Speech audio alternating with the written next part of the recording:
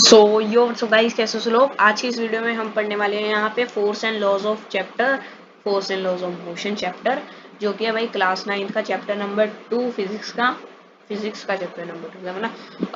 नई बुक के हिसाब से चैप्टर 8 है हमारा, ठीक है।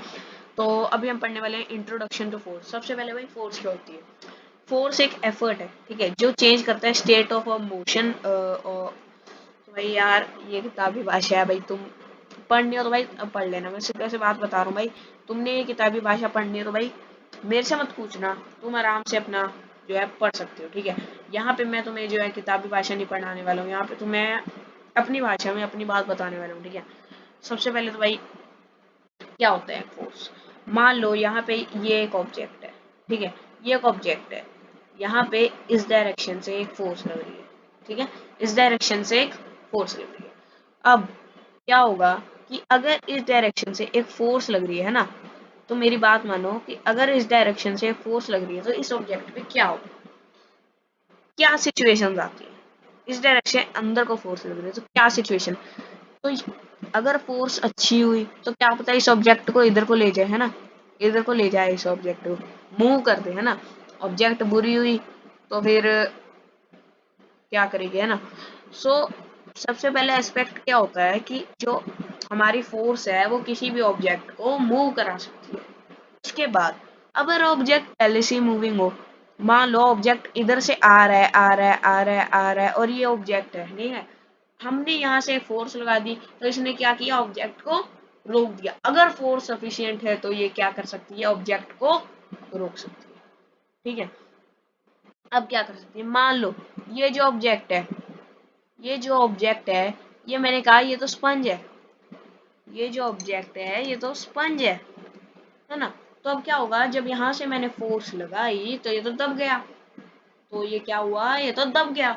तो फोर्स क्या कर सकती है, फोर्स को शेप को भी चेंज कर सकती है, ठीक है। जो फोर्स है वो शेप ऑफ द बॉडी भी चेंज कर सकती है। उसके बाद अब और क्या फोर्स कर सकती है, अगर मान लो ये इधर से आ रहा था, मैंने ऊपर से फोर्स लगाई, है ना, इस बार मैंने ऊपर से फोर्स लगाई तो अब ये किस डायरेक्शन में जाएगा, नीचे की डायरेक्शन में, ठीक है। इस तरफ से आ रहा था, मैंने ऊपर से फोर्स लगा दी, इसने डायरेक्शन चेंज कर ली। ओके, तो ये कुछ एग्जांपल था फोर्स क्या कर सकती है। फोर्स को हम लिख सकते हैं कि इट इज एन पुश और पुल, जो कि हमने क्लास 8 में किया हुआ है बहुत ही आसानी से, ठीक है। इफेक्ट्स हमने पढ़ लिए हैं। अब पुश करना, पुश के कुछ एग्जांपल्स दे रखे हैं, जैसे कि opening and closing of door, pushing table. उसके बाद हमें कुछ एग्जांपल और दे रखे हैं, जैसे कि हमारा यार रुको 2 मिनट यार, थोड़ा सा गड़बड़ हो जाती है ना बीच में। ये हमारा दे रखा है, जैसे कि हमारे पास है ये पुशिंग द कार को हम पुश कर रहे हैं, ठीक है। उसके बाद पुशिंग थंबप्रिंट्स, वॉकिंग, ये सब तुम्हें पता है, ठीक है, यहाँ पे मैं ज्यादा टाइम वेस्ट नहीं करूंगा। उसके बाद हमारे पास आती है 2 टाइप्स की फोर्स। अब मैं ये भी तुम्हें एग्जांपल से समझा दूंगा, किताबी भाषा भाई मैंने पढ़नी नहीं है, तुम पढ़ सकते हो आराम से, ठीक है।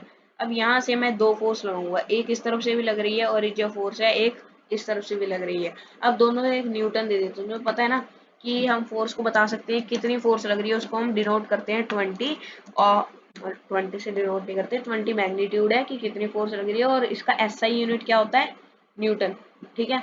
उसके बाद यहाँ पे जो इस तरफ वाली फोर्स लग रही है, ये कितनी लग रही है, ये भी लग रही है 20 न्यूटन। ये तुम देख सकते हो क्लास 8 में हमने सब कुछ पढ़ा हुआ है।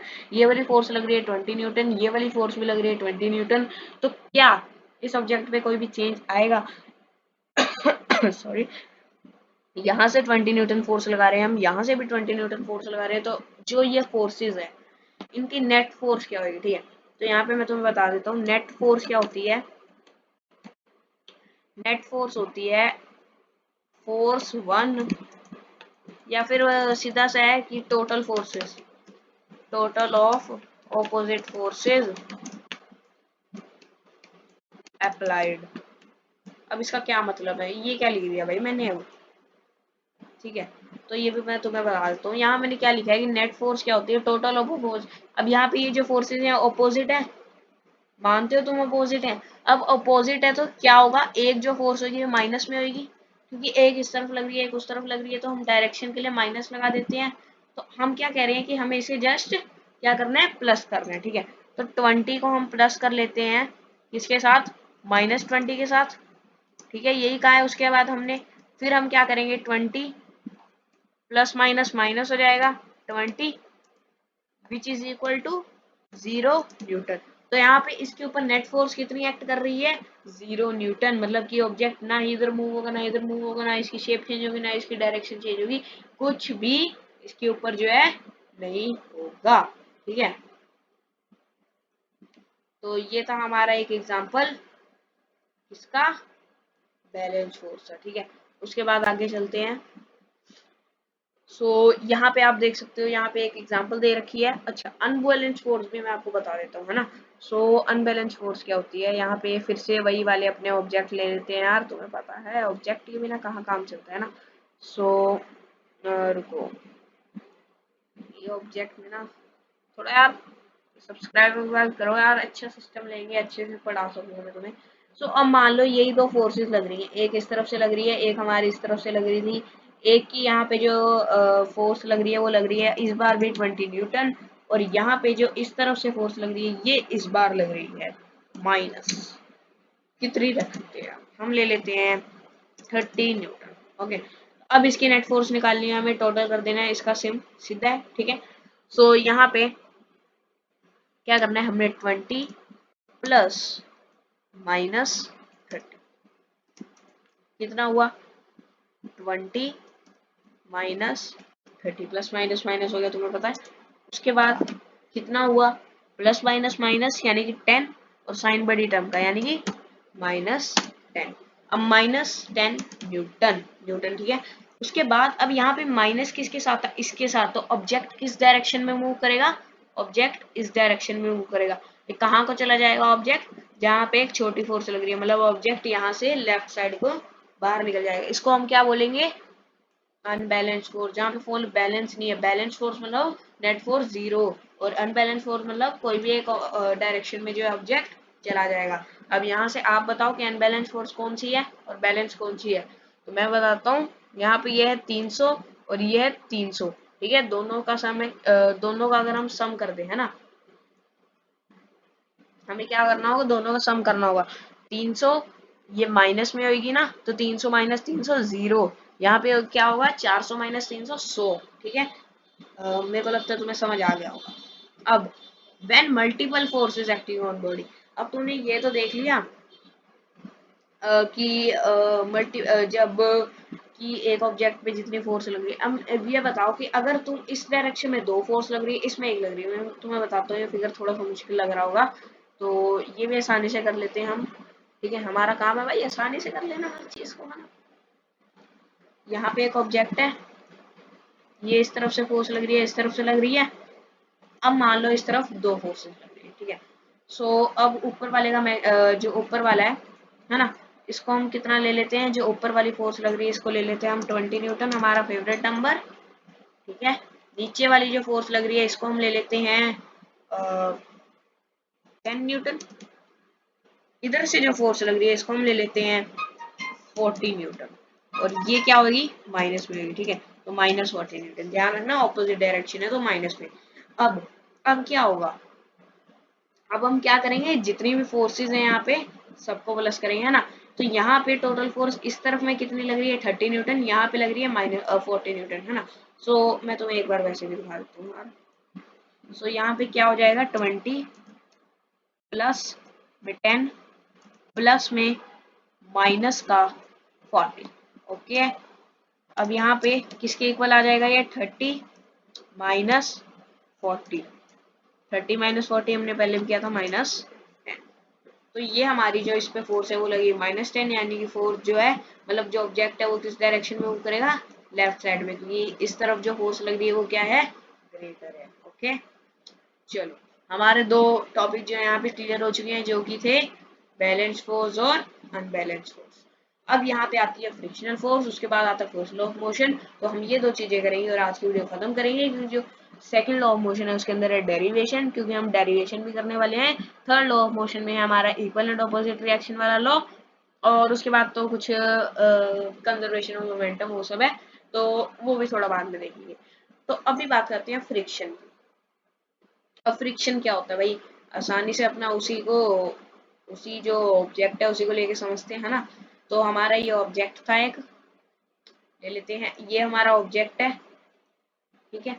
मान लो हमारा जो है, मैं यहाँ से एक फोर्स लगा रहा हूँ, ठीक है, यहाँ से मैं एक फोर्स लगा रहा हूँ, जो ऑब्जेक्ट है वो इस डायरेक्शन में जा रहा है, ठीक है, राइट साइड को जा रहा है, ठीक है। और यहाँ पे एक नीचे एक सरफेस बना देते हैं ना। क्या हम एक बड़ा ऑब्जेक्ट ले सकते हैं यार, केस क्या करता हूँ मैं, थोड़ा सा ये देखो, ठीक है। सो ये मैं तुम्हें बता देता हूँ क्या क्या चीजें हैं। ये है फोर्स एफ, ये है वो जगह जिसके अंदर मोशन, जिस डायरेक्शन में वो जा रहा है, और ये जो है ये हमारा क्या है, ये है हमारा सरफेस। अब फ्रिक्शनल फोर्स क्या होती है, कि ऐसी अपोजिंग फोर्स होती है, मोशन इस तरफ है तो फ्रिक्शन इस तरफ लगेगी, मोशन उस तरफ है तो फ्रिक्शन राइट साइड लगेगी, ठीक है। अब हमारा ऑब्जेक्ट क्या है, कहाँ को जा रहा है हमारा ऑब्जेक्ट जा रहा है राइट साइड को, ठीक है। तो फ्रिक्शन कहाँ लगेगी, फ्रिक्शन लगेगी हमारी लेफ्ट साइड को, ठीक है। तो फ्रिक्शन अगर हमारी लेफ्ट साइड को लगेगी तो यह कहाँ लगेगी, और ये ऑब्जेक्ट के और बिल्कुल यहाँ पे जो सरफेस है उसके बीच में लगती है, तो फ्रिक्शन यहाँ पे लगेगा इस कहीं पे, ठीक है। ऑब्जेक्ट और इसके बीच में एक अपोजिंग फोर्स है जो कि हमें चलने नहीं देती। अब मान लो फ्रिक्शन ना होती तो भाई मैं चल रहा हूँ, मेरे को तो कोई अपोज ही नहीं कर रहा, मैं क्यों फोर्स लगा रहा हूँ भाई, फिर मैं ऐसे चलता ही जाऊंगा ना फिर तो। फ्रिक्शन वो फोर्स है जिससे हम रुकते हैं, ठीक है। मैं तुम्हें एक कॉन्सेप्ट बता देता हूँ ये होता कैसे है। तो भाई जो ऑब्जेक्ट है और ये है ना, इसके बीच में इरेगुलरिटीज होती है, मतलब कुछ ऊपर खाबर सी जगह है ना। तो ऊपर खाबड़ की जो जगह है ना वो आपस में ऐसे मिल जाती है ना, आपस में इंटरलॉक कर लेती हैं। तो जब वो इंटरलॉक करती है तो फोर्स ऑफ फ्रिक्शन जो है पैदा होती है। तुम्हें यहाँ पे इसकी किताबी डेफिनेशन भी पढ़ के सुना देता हूँ। Force that opposes relative motion is called friction, जो अपोज करती है between the surface in contact. और इसका एग्जांपल है कि जब हम टेबल को ट्राई करते हैं मूव करने की, तो हमें, तो ये क्या कह रहा है कि अगर हम यहाँ से मान लो ये एक टेबल है ना, इस सरफेस को टेबल मान लो, तो अगर हम इसको इस तरफ को अपोज करते हैं तो हमें फोर्स लगानी पड़ती है ना। यहाँ से भी इसका मतलब है कि कोई फोर्स अपोज कर रही है, मतलब इधर से भी कोई फोर्स लग रही है। तो ये जो अपोजिट फोर्स लग रही है इसको हम क्या कहेंगे, इसी को कहेंगे हम फोर्स ऑफ फ्रिक्शन, ठीक है। तो ये हमारा हो गया फोर्स ऑफ फ्रिक्शन। आसान है भाई, 8वीं में हमने पढ़ा था, बस वही आपको याद कर लेना है। उसके बाद आता है हमारा फर्स्ट लॉ ऑफ मोशन, बहुत जरूरी कॉन्सेप्ट है भाई ये। फर्स्ट लॉ ऑफ मोशन क्या कहता है कि अगर मान लो ये जो ऑब्जेक्ट है, भाई फ्रिक्शन को याद रखना, ठीक है, फ्रिक्शन से इसको कंपेयर करना। इस ऑब्जेक्ट पे अगर मैं यहाँ से कोई फोर्स ना, ये ऑब्जेक्ट अभी क्या है, रेस्ट पे है, ठीक है। पहले मैं तुम्हें बता दूं ये ऑब्जेक्ट क्या है, रेस्ट पे है। जब तक जब तक मैं यहाँ से कोई भी फोर्स ना लगाऊं, क्या ये ऑब्जेक्ट मूव करेगा, क्या ये ऑब्जेक्ट मूव करेगा? तो इसका आंसर है नहीं। We have to apply some force, ठीक है, सीधी सी बात है, हमें कुछ फोर्स अप्लाई करनी पड़ेगी, अप्लाई सम फोर्स, ठीक है। हमें कुछ फोर्स अप्लाई करनी पड़ेगी, क्या करने के लिए, क्या करने के लिए फोर्स अप्लाई करनी पड़ेगी, हम क्या करने के लिए फोर्स को अप्लाई करते हैं, याद है तुम्हें, हम फोर्स को अप्लाई करते हैं किसी चीज को मोशन से रेस्ट में लाने के लिए, रेस्ट से मोशन में लाने के लिए, ठीक है। तो first law of motion Newton का क्या कहता है कि जो ऑब्जेक्ट हमारा रेस्ट में वो रेस्ट में ही रहेगा, जो ऑब्जेक्ट हमारा मोशन में वो मोशन में रहेगा। इससे पहले, ये समझने से पहले मैं आपको एक और चीज समझाना चाहूंगा, जो कि है हमारा इनर्शिया, जो कि यहाँ पे इतने अच्छे से दे नहीं रखा है। तो इनर्शिया क्या होता है, इनर्शिया इनर्शिया होता है tendency of body to resist any change. अब एग्जाम्पल लो, एग्जाम्पल एक किताबी भाषा भाई, अच्छे समझो। तुम सो रहे हो, अब कोई तुम्हें उठाने आए तो तुम नहीं चाहते ना भाई कि तुमको मैं हट उठाए, है ना। तुम चाहते हो कि तुम बस सोते रहो, मतलब तुम रेजिस्ट करते हो कि मेरे को नहीं उठना, है ना। उसके बाद अब तुम उठे हुए कोई काम कर रहे हो, अब एकदम से सोने को कह दिया कि भाई ये क्या बात हुई, अब एकदम से क्या हो गया, है ना। तो तुम उस चेंज को रेजिस्ट करते हो ना। तो वैसे ही अगर ये बॉल है, बॉल को तुम मारोगे तो एक बार के लिए तो वैसे तो रेजिस्ट कर रही है चेंज पर, फिर मारोगे तो भाई तभी चलेगी ना बॉल फिर तो। इनर्शिया कितने टाइप्स के होते हैं, तीन टाइप्स के होते हैं, inertia of motion, inertia of rest, inertia of direction. तो ये सब भी तो मैं समझ रहा था। अब लो एक एग्जांपल कार का। अब सबसे पहले हम बात करते हैं किसकी, इनर्शिया ऑफ रेस्ट की, ठीक है। रेस्ट से शुरू करेंगे, फिर मोशन पे आएंगे, फिर अब इनर्शिया ऑफ रेस्ट क्या कहता है कि मान लो हम एक कार में है, एक कार जो है चल रही है, नहीं चली नहीं है, ठीक है। तो एक जो कार है उसको हम चलाते हैं, तो जैसे ही हम कार को चलाते हैं हम पीछे को जाते हैं ना, अब पीछे को जाते हैं हम कार में बैठ गए। अब क्या होता है कि जो कार है वो आगे को चलती है, लेकिन हमारी बॉडी कहती है हमें तो नहीं चलना भाई, हम तो रेजिस्ट करेंगे चेंज को, तो बॉडी पीछे रह जाती है, कार आगे को चली जाती है, तो हम बॉडी जो है पीछे को फोर्स लगती है, उसको बोलते हैं इनर्शिया ऑफ रेस्ट। अब इनर्शिया ऑफ मोशन को कैसे समझेंगे, मान लो तुम उसी चलती हुई गाड़ी में चले जा रहे हो, एकदम से ब्रेक लग गई, अब तुम्हारी बॉडी शैतान, फिर से बॉडी कह रही है नहीं भाई अब तो मैं चल गई हूँ, अब तो मैं यूनिफॉर्म मोशन में चल रही हूँ, अब मैं नहीं रुकूंगी। अब जो आपकी गाड़ी है वो तो रुक गई, बॉडी आपकी चलती जा रही है, तो बॉडी को क्या लगा, झटका लगा, बॉडी आगे जाके गिरी। इनर्शिया ऑफ डायरेक्शन क्या होता है, अब मान लो आपकी जो गाड़ी है एक लेफ्ट टर्न लेती है, आपकी बॉडी तो कह रही है मैं तो सीधा चल रही हूँ और मैं तो सीधा ही चलूंगी, तो आपकी बॉडी क्या होती है, सीधी चलती रहती है, जो गाड़ी है वो इधर को मुड़ जाती है, तो आपकी बॉडी जो है ऑपोजिट डायरेक्शन में जाके गिरती है, ठीक है। ये होते हैं तीन inertia, inertia of motion, inertia of rest, inertia of direction. आशा है कि आपको ये सब समझ में आ गए होंगे, क्योंकि ये काफी ज्यादा आसान थे, कोई मुश्किल बात नहीं थी। अब यहीं पे अगर हम आते हैं न्यूटन के फर्स्ट लॉ ऑफ मोशन में, तो ये मोशन क्या कहता है कि जो ऑब्जेक्ट है अगर वो रेस्ट पे तो रेस्ट पे रहेगा, जो ऑब्जेक्ट मोशन में वो मोशन में चलता ही जाएगा। अब ये बात जब मैंने कही कि जब एक ऑब्जेक्ट मोशन में है वो मोशन में चलता ही जाएगा, तो तुम्हें लगा होगा कि मैं तो बॉल को किक करूंगा वो तो थोड़ी देर बाद जाके रुक जाएगी, फिर ये मोशन में कैसे चलती रही, भाई तुम तो झूठ बोल रहे हो। तो मोशन में क्यों रुक रही है, उसके ऑपोजिट एक फोर्स लग रही है, हमने अभी पढ़ा। क्या, कौन सी फोर्स लग रही है, फ्रिक्शनल फोर्स लग रही है यहाँ पे ऑपोजिट में, क्योंकि हमारी जो ऑब्जेक्ट है वो इस धरती पे क्यों रुक जाते हैं, क्योंकि उसमें फ्रिक्शनल फोर्स लग रही है।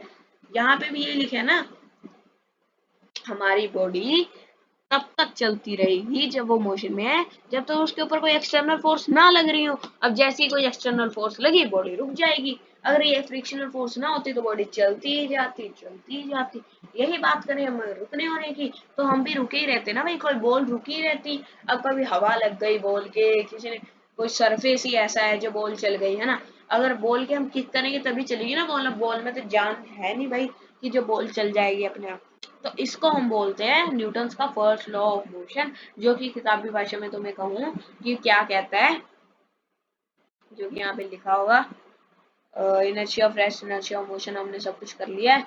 हाँ ठीक, यहाँ पे लिखा हुआ, तो मैं तुम्हें सीधा सीधा बता दूं कि हमारा सेकंड लॉ ऑफ मोशन कहता है, फर्स्ट लॉ ऑफ मोशन कहता है सॉरी, कि जो चीज जो है रेस्ट में है वो रेस्ट में ही रहेगी, और जो चीज मोशन में है वो मोशन में ही चलती रहेगी, until and unless some external force is applied on it, ठीक है। तो आशा है तुम्हें आज की वीडियो में सब कुछ आ गया होगा समझ। हमारे इस चैनल को सब्सक्राइब जरूर से कर देना भाई, क्योंकि भाई चैनल को सब्सक्राइब करो ना, उन्हें नोटिफिकेशन में मिल जाएगी और तुम्हें पता रहेगा कि क्या नई वीडियो आ रही है क्या नहीं आ रही है, ठीक है। तो आज की वीडियो में इतना ही, थैंक्स फॉर वॉचिंग, बाय।